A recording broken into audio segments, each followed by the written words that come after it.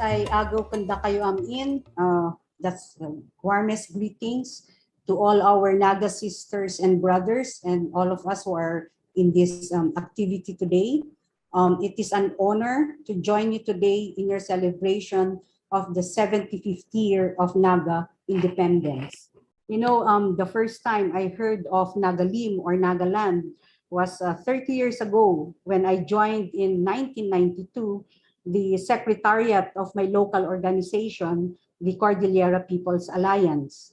I met some of your leaders like Nengolu Krome of the Naga People's Movement for Human Rights. Later, I had the opportunity to meet young leaders like Neng Rechun, and then much later, the younger ones like Atina Pamay and many others. I'm very happy to see you again and also to see other fellow Indigenous activists from different parts of the globe, although online. Since then, we have maintained communications, but I think more importantly, we have developed and strengthened our solidarity. In behalf of the International Indigenous Peoples Movement for Self-Determination and Liberation, or IPMSDL, and its network, the Commission on Indigenous Peoples of the International League of People's Struggles, the Indigenous Peoples Constituency of the Civil Society Organization for Development Effectiveness, and the Merdeka West Papua Support Network, let me read our message of solidarity. History has proven that the road to freedom is paved with suffering and sacrifice. Indigenous peoples who fought and continue to fight for their freedom against colonization and modern-day oppression know the cause of the struggle for independence. On the 75th year since the declaration of Naga's independence, we join you in celebration. Happy Naga Independence Day. We are also one with you in honoring, remembering the countless sacrifices of those who died to defend Nagalim's freedom and sovereignty.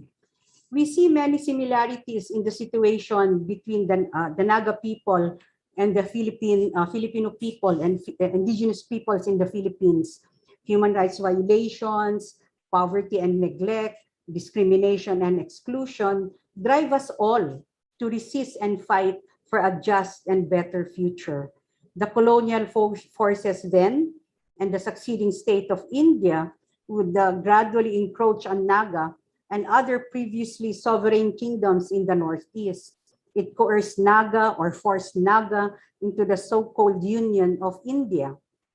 Throughout the years, India has cut and divided the Naga territory. It has also sown seeds of conflicts within and between neighboring peoples that led to the emergence of various political factions.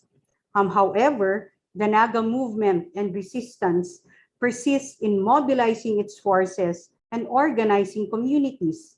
The central government of India, unfortunately, responded through violence. It enacted security laws and deployed the Indian army to repress the growing independence movement of the Naga peoples. With the hope to end this cycle of violence, the government of India and the Nagalim resistance held peace negotiations and signed agreements. Many have pinned their hopes on the promises of the peace negotiations, only to be frustrated by the Indian government's betrayal and non-implementation of the peace agreements. In 75 years, the Naga struggle for freedom and independence continues. Despite the threats of the pandemic, repressive governments, and the entry of destructive projects into your territories, you continue to stand your ground. Thus, it inspires self-determination movements in Asia and all over the world. We, the International Indigenous Peoples Movement for Self-Determination and Liberation and Network, extend our heartfelt solidarity to the Naga peoples in your fight to claim your rights to land, territories, and resources, and for genuine development, justice, and peace. We are honored to lend our voices in support of your struggles and aspirations. In unity and solidarity, we can achieve more victories towards building a better world for Indigenous peoples and other oppressed peoples of the world. Long live Nagalim, long live Naga Independence, long live international solidarity.